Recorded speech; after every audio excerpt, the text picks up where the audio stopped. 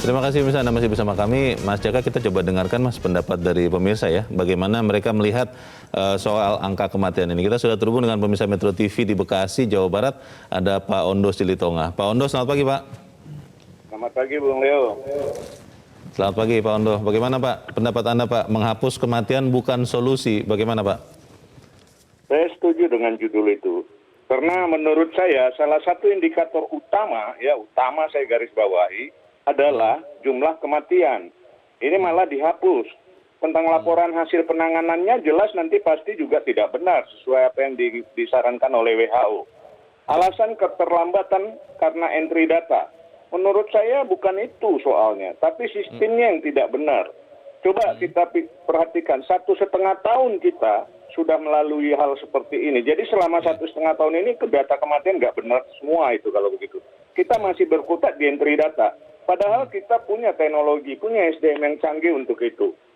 Lantas nantinya penilaian daerah berada di level 2, 3, 4 itu berdasarkan apa?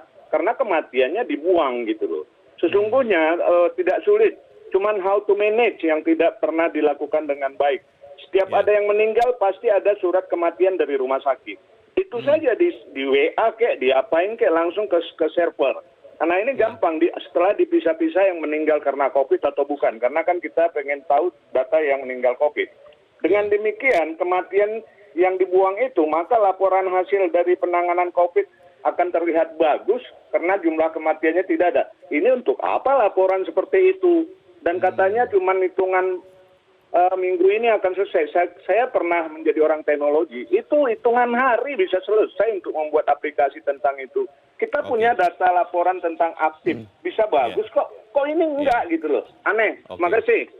Baik, terima kasih Pak Ondo di Bekasi, Jawa Barat. Ya, Mas Jaka tadi sebelum jeda ada Pak Ondo dan Pak Edward yang sama-sama menyayangkan kalau kemudian angka kematian memang kemudian tidak dimasukkan dalam perhitungan atau penilaian kondisi. Tapi pertanyaannya begini Mas Jaka, kalau memang masalah data, apakah memang itu terus-terusan terjadi? Tadi ada poin yang bagus dari Pak Ondo, kita sudah lebih dari 1,5 tahun. Kenapa soal data COVID ini tidak juga bisa lebih cepat, lebih akurat? Bagaimana Mas? Ya kalau data COVID ini kan sebenarnya kan dari daerah ya. Daerah yang melaporkan, yang menginput perkembangan setiap hari, kemudian ini ke pusat. Dan saya pikir ujung tombaknya adalah daerah. Artinya pihak-pihak terkait daerah harus betul-betul memberikan data yang valid. Karena dengan data yang valid penanganan terhadap pandemi ini akan lebih terarah, lebih terukur. Kalau datanya juga tidak valid ya agak repot juga untuk menangani.